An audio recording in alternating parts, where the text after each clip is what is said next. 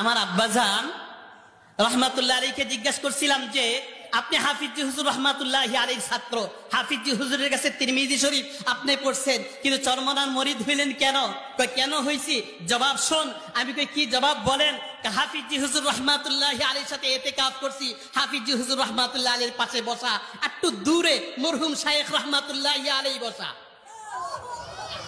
हाफिज हुजूर रहमतुल्लाहि अलैहि के जेहेतु बांगा बांगा उर्दू बोलते तो बोलते हजरत अगर आप दुनिया से गुजर जाए तो हम किसके पास जाएंगे? आपने दुनिया থেকে বিদায় হয়ে গেলে আমরা কার কাছে যাব?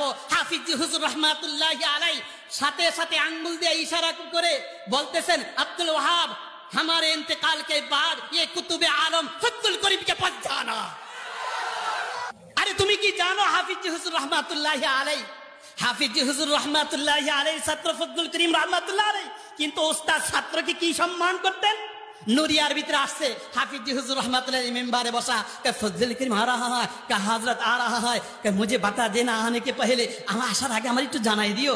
যখন আসার আগে গেটের সামনে দাঁড়াইছে হাফিজ হুজুরকে বলছে হযরত ফজলুল করিম আগে। হাফিজ হুজুর রহমাতুল্লাহ আলাইহি সাথে সাথে দাঁড়ায় গেলেন, কে मुझे उठाओ मुझे उठाओ।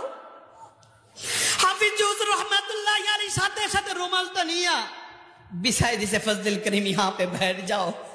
फजलुल करीम रहमतुल्लाहि रुमाल उठाया, माथार भीतर ले हजरत आपके रुमाल पर किस तरह मैं बैठूंगा।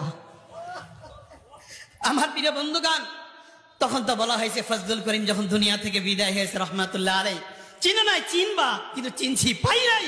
আজও বলতেছে আমাদের শেখরা তুমি চিনো নাই চিনবা, তখন পাইবা না। কি কথা ঠিক কিনা? আমার প্রিয় ভাইরা, এই তরিকা সহি তরিকা। আর কত সাক্ষী দিবে ওলামায়ে দেওবন্দ আসতেছে, আর কত প্রমাণ দিব তোমাদেরকে।